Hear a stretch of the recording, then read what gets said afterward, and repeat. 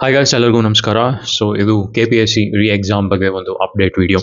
So ಇವತ್ತು ಕೋರ್ಟ್ನಲ್ಲಿ K P S C ಮತ್ತು ಯಾವ ವಿದ್ಯಾರ್ಥಿಯೊಬ್ಬರು ಅಪೀಲ್ ಹೋಗಿದ್ರು ಅವರ ನಡುವೆ ವಾದ ವಿವಾದ ನಡೆದಿದೆ.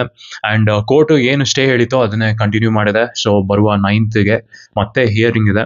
ಸೊ ಏನಾಗುತ್ತೆ ಅಂತ ಕಾದು ನೋಡಬೇಕಾಗಿದೆ. ಬಟ್ ರೂಲ್ಸ್ ಪ್ರಕಾರ ನೋಡಿದ್ರೆ ಈ ರೀ ಎಕ್ಸಾಮ್ನ ಅಲೌ ಮಾಡೋದು ಕಷ್ಟ ಇದೆ. ಬಟ್ ನೋಡಬೇಕು ಹೇಗೆ ಕೋರ್ಟ್ ಅವರು ಡೈರೆಕ್ಷನ್ಸ್ ಕೊಡ್ತಾರೆ ಅಂತ. ಸೊ ಅವರು ಹೇಳೋ ಪ್ರಕಾರ ಏನು ಯಾರು ಅಪೀಲ್ ಹೋಗಿದ್ದಾರೆ, ಸಿ ಎಂ ಸಿದ್ದರಾಮಯ್ಯ ಅವರಿಗೆ ಯಾವುದೇ ಅಥಾರಿಟಿ ಇಲ್ಲ ಎಕ್ಸಾಮ್ನ ಕಾಲ್ ಆಫ್ ಮಾಡೋಕ್ಕೆ. ಸೊ ಇದರಿಂದ ಯಾರು ಆ ಫಸ್ಟ್ ರೌಂಡ್ ಎಕ್ಸಾಮಲ್ಲಿ ಚೆನ್ನಾಗಿ ಸ್ಕೋರ್ ಮಾಡಿದ್ರು ಅವ್ರಿಗೆಲ್ಲ ಅನ್ಯಾಯ ಆಗ್ತಾ ಇದೆ ಅಂತ ಸೊ ಕೋರ್ಟ್ಗೆ ಅಪೀಲ್ ಹೋಗಿದ್ದಾರೆ. ಆ್ಯಂಡ್ ಕೋರ್ಟ್ ಸ್ಟೇ ತಂದಿದೆ. ಆ ಸ್ಟೇ ಇನ್ನು ಎತ್ತಿಲ್ಲ. ಆ್ಯಂಡ್ ರೀ ಎಕ್ಸಾಮ್ಗೆ ಇನ್ನೂ ಅಪ್ರೂವಲ್ ಕೊಟ್ಟಿಲ್ಲ. ಸೊ ಡಿಸೆಂಬರ್ 29 ಬರುವಂತಹ ಎಕ್ಸಾಮ್ ಮೋಸ್ಟ್ಲಿ ನನ್ನ ಪ್ರಕಾರ 50-50 ಅಂತ ಹೇಳ್ಬೋದು. ಸೊ ಯಾವ ಬೇಸಿಸ್ ಮೇಲೆ ರೀ ಎಕ್ಸಾಮ್ ನಡೆಸಿ ಅಂತ ಕೋರ್ಟ್ ಡೈರೆಕ್ಷನ್ಸ್ ಕೊಡ್ತಾರೆ ಅಂತ ಕಾದು ನೋಡಬೇಕಾಗಿದೆ. ಹಾಗೆ ನನಗೆ ಇನ್ನೊಂದು ತುಂಬ ಬೇಜಾರಾಗುವ ಸಂಗತಿ ಅಂದರೆ ನಮ್ಮ ದೇಶದ ಪಾಪ್ಯುಲೇಷನ್ ಎಷ್ಟಿದೆ ಗೊತ್ತಾ? 1.5 ಇಲ್ಲ 1.6 ಬಿಲಿಯನ್. ಇನ್ನು ಸೆನ್ಸಸ್ನ ನಡೆಸಬೇಕಾಗಿದೆ. ಬಟ್ ಇವಾಗ ಇರುವಂತಹ ಒಂದು ನಾವು ನಂಬರ್ನ ತಗೊಂಡ್ರೆ 1.5 ಬಿಲಿಯನ್ ಹತ್ತತ್ರ ನಮ್ಮ ದೇಶದ ಪಾಪ್ಯುಲೇಷನ್ ಇದೆ. ಸೊ ಈಗ ನೀವು U P S C exam ಆಗ್ಬೋದು, K P S C exam ಆಗ್ಬೋದು, ಕರೆಯೋ ಪೋಸ್ಟ್ ಎಷ್ಟು?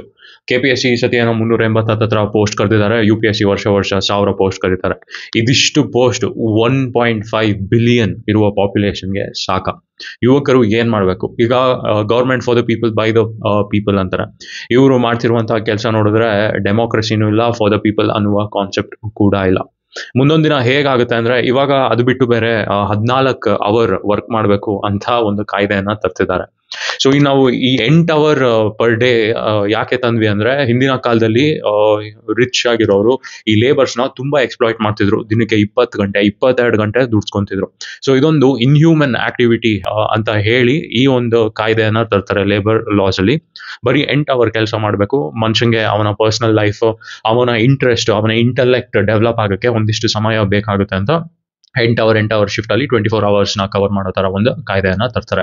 ಬಟ್ ನಾವು ಇವಾಗ ಇವರು ಇನ್ಫೋಸಿಸ್ ನಾರಾಯಣ್ ಮೂರ್ತಿ ಅವರು 14 ಅವರ್ 12 ಅವರ್ ಕೆಲಸ ಮಾಡಬೇಕು ಅಂದಿರೋ ಮಾತನ್ನ ತುಂಬಾ ಜನ ಸೀರಿಯಸ್ ಆಗಿ ತಗೊಂಡಿದ್ದಾರೆ. ಇದರಿಂದ ಏನಾಗುತ್ತೆ ಅಂದ್ರೆ, ನೀವು ದುಡಿಯೋದೊಂದೇ ಜೀವನ ಅಲ್ಲ. ನಿಮ್ಗೆ ಯಾವ ಪುರಾಣದಲ್ಲೂ ಹೇಳಿಲ್ಲ 20 ಗಂಟೆ ದುಡಿ, 15 ಗಂಟೆ ದುಡಿ ಅಂತ. ಇದು ಇವರ ಪಾಕೆಟ್ನ ತುಂಬಿಸ್ಕೊಳಕ್ಕೆ ಮಾಡ್ತಿರುವಂತ ಕೆಲಸ. ಈಗ ಇನ್ಫೋಸಿಸ್ ನಾರಾಯಣ್ ಮೂರ್ತಿ ಅವರ ಎಂಪ್ಲಾಯೀಸ್ ದುಡಿದ್ರೆ ದುಡ್ಡು ಆಗೋದು ಯಾರಿಗೆ? ಅವ್ರಿಗೆ ಮತ್ತೆ ಅವ್ರ ಕಂಪನಿಗೆ. ಅಲ್ಲಿ ಎಲ್ಲೋ ಬ್ರಿಟನ್ ನಲ್ಲಿ ಇರೋ ಅಳಿಯನ್ನ ಎಲೆಕ್ಷನ್ಸ್ಗೆ ಫಂಡ್ ಮಾಡಕ್ಕೆ ದುಡ್ಡು ಹೋಗುತ್ತೆ. ನಿಮ್ಗೆ ಏನಾಗುತ್ತೆ? ನೀವು ದುಡಿಯೋದೊಂದು 20,000, 30,000, 50,000 ನಿಮ್ಮ ಮನೆ ನಡ್ಸೋಕ್ಕೆ ಸಾಕಾಗೋಗುತ್ತೆ. ನಿಮ್ ಲೈಫ್ ಎಂಜಾಯ್ ಮಾಡೋದು ಯಾವಾಗ? ನೀವು ಈ ದೇಶನ ತಿರ್ಗೋದು ಯಾವಾಗ? ಇಲ್ಲಿ ಇರುವಂತಹ ಜನ, ಇಲ್ಲಿ ಇರುವಂತಹ ಕಲ್ಚರ್ನ ಎಕ್ಸ್ಪ್ಲೋರ್ ಮಾಡೋದು ಯಾವಾಗ? ಸೊ ಇದಿಷ್ಟು ನನ್ನಲ್ಲಿ ಇರುವಂತಹ ಕೆಲವು ಪ್ರಶ್ನೆ. ಈ ಗೌರ್ಮೆಂಟ್ ರೆಕ್ರೂಟ್ಮೆಂಟ್ ಅಂತೂ ಜಾಸ್ತಿ ಮಾಡಲೇಬೇಕು. ಸೊ ಇದಕ್ಕೆ ಯಾವ ರೀತಿ ನಾವು ಮುಂದೆ ಹೋಗ್ಬೇಕು ಅನ್ನೋದೇ ನನಗೆ ಇರುವಂತಹ ದೊಡ್ಡ ಪ್ರಶ್ನೆ. ಇಲ್ಲಿ ಏನಾಗಿದೆ ಅಂದ್ರೆ, ಎಲ್ಲ ದುಡ್ಡಿದ್ದವರು MP MLS ಆಗಿದ್ದಾರೆ. ಅವ್ರಿಗೆ 2,000 ಕೋಟಿ 5,000 ಕೋಟಿ ಆಸ್ತಿ ಉಳ್ಳವಂತವರು. ಸೊ ಅವರು ಬಂದ್ರೆ ಅವ್ರಿಗೆ ತಲೆಯಲ್ಲಿ ಎಂಪ್ಲಾಯ್ಮೆಂಟ್ ಅನ್ನೋದು ಏನು ಇರಲ್ಲ. ಅವರು ಈ ಮಿಡಲ್ ಕ್ಲಾಸ್ ಪೀಪಲ್ಸ್ ಹತ್ರ ಸಾಯ್ಲಿ, ನಮ್ಮ ಆಸ್ತಿ, ನಮ್ಮ ಒಂದು ಫ್ಯಾಮಿಲಿ ಬೆಳಿಬೇಕು ಅಂತ ಅವರು ಯಾವಾಗಲೂ ಕನ್ಸು ಕಾಣ್ತಾರೆ. ಸೊ ಇದು ಆಗ್ಬೇಕಂದ್ರೆ ಯುವಕರು MLA MP ಆಗಿ ಬರಬೇಕು. ಆ್ಯಂಡ್ ಒಳ್ಳೆ ಮನಸ್ಸಿಟ್ಕೊಂಡು ಬರಬೇಕು. ದುಡ್ಡು ಮಾಡಿ, ದುಡ್ಡು ಎಲ್ಲರಿಗೂ ಬೇಕೇ ಬೇಕು. ಬಟ್ ನೀವು 5,000 ಕೋಟಿ ಇಟ್ಕೊಂಡು ಅದು ಏನು ಮಾಡ್ತೀರಾ? ಒಂದು 50 ಕೋಟಿ ಇದ್ರೂ ನೀವು ಎಷ್ಟು ಹಾಯ್ ಆಗಿರ್ಬೋದು ಲೈಫಲ್ಲಿ. ಸೊ ಈಗ ಈ 5,000 ಕೋಟಿ ಎಲ್ಲೋ ಒಂದು ಕಡೆ ಲಾಕರ್ ರೂಮಲ್ಲಿ ಕೂತಿರುತ್ತೆ. ಅದೇ ದುಡ್ಡನ್ನ ನೀವು ಈ ದೇಶದಲ್ಲಿ ಚಲಾವಣೆಗೆ ಬಿಟ್ಟರೆ ಇನ್ನೂ ಎಷ್ಟು ಬಿಲಿಯನರ್ಸ್ ಕ್ರಿಯೇಟ್ ಆಗ್ತಾರೆ.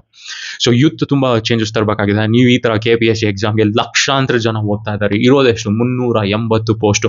ನೀವು brightest of the brightest student ಆದರೂ ನಿಮ್ಮ ಸೆಲೆಕ್ಷನ್ ಬಹಳಷ್ಟು ಕಷ್ಟ. ಯಾಕೆಂದ್ರೆ ಇದೊಂದು ಲಾಟ್ರಿ ಸಿಸ್ಟಮ್. 100 ಕ್ವಶನ್ಸ್ ಗೊತ್ತಿದೆಯಾ ನಿನಗೆ? ನೀನು ಎಕ್ಸಾಮ್ ಪಾಸು. ನೀನು 100ಕ್ಕಿಂತ ಹೆಚ್ಚು ಓದಿದ್ಯಾ, ನೀನು ಎಕ್ಸಾಮ್ ಫೇಲ್ ಆಗ್ತೀಯೋ ಪಾಸ್ ಆಗ್ತೀಯೋ ಅದು ನಿನ್ನ ಹಣೆ ಬರ. ಬಟ್ ನೀನು ಉತ್ತರ ಮಾಡಬೇಕಾಗಿರೋ 100 ಪ್ರಶ್ನೆ. ಇದು ಯಾವ ಥರ ನ್ಯಾಯ? ಈ ಭೂಮಿ ಮೇಲೆ ಇರುವಂಥ ಎಲ್ಲ ಪ್ರಶ್ನೆ, ಎಲ್ಲ ಕಮಿಟಿ, ಎಲ್ಲ ಒಂದು ಫಾರಿನ್ ಅಫೇರ್ಸು, ಒಂದು defence related matter, space related matter, science and technology ಎಲ್ಲ ಕೇಳ್ತಾರೆ. ಬಟ್ ಆ 100 ಕ್ವಶನ್ನಲ್ಲಿ ಅದು ನಿಮಗೆ ಗೊತ್ತಿದ್ರೆ ಆವತ್ತು ನಿಮ್ಮ ಲಕ್ಕು ಅಷ್ಟೇ. ಈ ಎಕ್ಸಾಮಲ್ಲಿ ನಿಮ್ಮ ಒಂದು ಅಡ್ಮಿನಿಸ್ಟ್ರೇಟಿವ್ ಕೆಪಾಸಿಟಿ ಏನು ಜಡ್ಜ್ ಮಾಡೋಕ್ಕಾಗಲ್ಲ. ನಿಮ್ಮ ಪೊಲಿಟಿಕಲ್ ಕೆಪಾಸಿಟಿ ಒಂದು ಜಡ್ಜ್ ಮಾಡೋಕ್ಕಾಗಲ್ಲ. ನಿಮ್ಮ ಬಿಹೇವಿಯರ್, ಜನರ ಜೊತೆ ಹೇಗಿರ್ತೀರಾ, ಸಮಾಜದಲ್ಲಿ ಏನು ಚೇಂಜ್ ತರ್ತೀರಾ, ಇದನ್ನು ಯಾವುದು ಕೌಂಟಿಗೆ ತಗೊಳಲ್ಲ. ಆ ಒಂದು 100 ಕ್ವಶನ್ ಅಷ್ಟೇ ನಿಮ್ಮ ಯೋಗ್ಯತೆಯನ್ನು ಡಿಟರ್ಮೈನ್ ಮಾಡೋದು. ಸೊ ಇಂಥ ಎಕ್ಸಾಮಿಂದ ನಾವು ಆಚೆ ಬರಬೇಕು. ಈಗ ಲಕ್ಷಾಂತರ ಜನ ಬರೀತಾರೆ. ಅವ್ರ ಲಕ್ಷಾಂತರ ಜನರಿಗೆಲ್ಲ ಒಂದು ರ್ಯಾಂಕಿಂಗ್ ಕೊಡಬೇಕು, ಒಂದು ಪರ್ಸೆಂಟೇಜ್ ಕೊಡಬೇಕು. ಆ ಪರ್ಸೆಂಟೇಜ್ ಮೇಲೆ ಅವರು ಗೌರ್ಮೆಂಟ್ಗೆ ಒಂದೇ ಅಲ್ಲ ಪ್ರೈವೇಟ್ಗೂ ಕೂಡ ಅಪ್ಲೈ ಮಾಡುವಂತಹ ಒಂದು ಸಿಸ್ಟಮ್ನ ತರಬೇಕು ಅಂತ ನನ್ನ ಒಂದು ಆಸೆ. ಸೊ ಏನೇ ಆಗಲಿ, ಎಷ್ಟು ಜನ ನೀವು ಹಾರ್ಡಾಗಿ ತಯಾರಿ ಮಾಡ್ತಿದ್ದೀರಾ, ನಿಮಗೆಲ್ಲ ಇದೊಂದು ಇಂಜಸ್ಟಿಸ್ ಅನ್ಬೋದು. ಈಗ ಡಿಸೆಂಬರ್ 29 ಮುಂದೆ ಹೋಯ್ತಾ ತುಂಬ ಗೊಂದಲ ಆಗುತ್ತೆ. ಕರೆಂಟ್ ಅಫೇರ್ಸ್ ಎಲ್ಲಿವರೆಗೂ ನಾವು ಕವರ್ ಮಾಡಬೇಕು, ಓದಿರುವುದು ಸಾಕಾ, ಇನ್ನೂ ಜಾಸ್ತಿ ಓದಬೇಕಾ, ಇಷ್ಟೆಲ್ಲ ತಲೆಯಲ್ಲಿ ಓಡ್ತಾ ಇರುತ್ತೆ. ಮತ್ತು ಅವ್ನು ಕ್ವಶನ್ ತೆಗೆಯೋದು ಒಂದು ಪ್ಯಾಟರ್ನ್ ಇಲ್ಲ, ಏನೂ ಇಲ್ಲ. ನಿಮಗೆ ನ್ಯಾಷನಲ್ ಅಫೇರ್ಸು ಕೇಳ್ತಾನೆ, ಸ್ಟೇಟ್ ಅಫೇರ್ಸು ಕೇಳ್ತಾನೆ. UPSC ಆದರೂ ನಾವೇನಾದ್ರು ನ್ಯಾಷನಲ್ ಅಫೇರ್ಸ್ನ ಟಾರ್ಗೆಟ್ ಮಾಡಿ ಏನೋ ಒಂದು ಸ್ವಲ್ಪ ಬರ್ಡನ್ ಕಮ್ಮಿ ಆಗುತ್ತೆ. ಬಟ್ ಇಲ್ಲಿ ಕರ್ನಾಟಕ ಹಿಸ್ಟ್ರಿ ಓದು, ಇಂಡಿಯನ್ ಹಿಸ್ಟ್ರಿ ಓದು, ಕಾನ್ಸ್ಟಿಟ್ಯೂಷನ್ ಓದು, ಪಂಚಾಯತ್ ರಾಜ್ ಸಿಸ್ಟಮ್ ಓದು, ಅಲ್ಲಿ ನ್ಯಾಷನಲಲ್ಲಿ ತಂದಿರುವಂಥ ಸ್ಕೀಮ್ಸ್ ಓದು, ಸ್ಟೇಟಲ್ಲಿ ತಂದಿರುವಂಥ ಸ್ಕೀಮ್ಸ್ ಓದು. ಇಂಥ ಒಂದು ಸಿಸ್ಟಮಲ್ಲಿ ಕ್ವಾಲಿಫೈ ಆಗೋದು ತುಂಬ ಕಷ್ಟ ಇದೆ. ಆ್ಯಂಡ್ ನೀವೇನು ಫಸ್ಟ್ ರ್ಯಾಂಕ್ ಸೆಕೆಂಡ್ ರ್ಯಾಂಕ್ ನೋಡ್ತಿರಲ್ಲ, it is purely luck, not effort. 10 ವರ್ಷ ಓದೋನ್ಕಿಂತ 1 ವರ್ಷ ಓದಿರೋ ನಾಲೆಜ್ ಅದು ಹೆಂಗೆ ಜಾಸ್ತಿ ಆಗುತ್ತೆ? It is just a play of logic. ಈ ಪ್ಯಾಟರ್ನ್, ಈ ಎಕ್ಸಾಮ್ಗೆ ಈ ವರ್ಷ ಇಂತಿಂಥ ಟಾಪಿಕ್ ಬರುತ್ತೆ, ಇಂತಿಂಥ ಟಾಪಿಕ್ ಓದ್ಕೊಂಡು ಹೋಗು, ಎಕ್ಸಾಮ್ ಪಾಸ್ ಆಗು, IAS ಆಗು, ದುಡ್ಡು ಮಾಡು, ಸುಖವಾಗಿರು, ಅಷ್ಟೇ ಕತೆ. ಸೊ ಅದು ಬಿಟ್ಟರೆ ಇನ್ನೇನು ಇಲ್ಲ. ಸೊ ನೋಡಿ, ನಿಮ್ಮ ಕೈಲಾದಂತಹ ಕೆಲಸವನ್ನು ನೀವೇ ಶುರು ಮಾಡಿ ಆಂಟ್ರಪ್ರಿನರ್ಸ್ ಆಗಿ. ಅದೊಂದೇ ಹೇಳಬಹುದು. ಅಡ್ಮಿನಿಸ್ಟ್ರೇಷನಲ್ಲೂ ಆಂಟ್ರಪ್ರಿನರ್ಸ್ ಬರಬೇಕು, ಬಟ್ ಅಂತಹ ಸಿಸ್ಟಮ್ ತರೋ ಅಷ್ಟು ಮಟ್ಟಿಗೆ ನಮ್ಮ ಸೊಸೈಟಿ ಬೆಳೆದಿಲ್ಲ, ಬೆಳೆಯುವುದು ಇಲ್ಲ. ಸೊ ಇದು ನನ್ನ ಒಂದು ಚಿಕ್ಕ ಮಾತು. ಇಷ್ಟವಾದರೆ ಈ ಚಾನಲ್ಗೆ ಸಬ್ಸ್ಕ್ರೈಬ್ ಮಾಡಿ. ಇಂತಹ ಹಲವಾರು ವೀಡಿಯೋಸ್ನ ನಾನು ಮತ್ತೆ ತರ್ತಾ ಇರ್ತೇನೆ. Thank you. See you in my next vlog.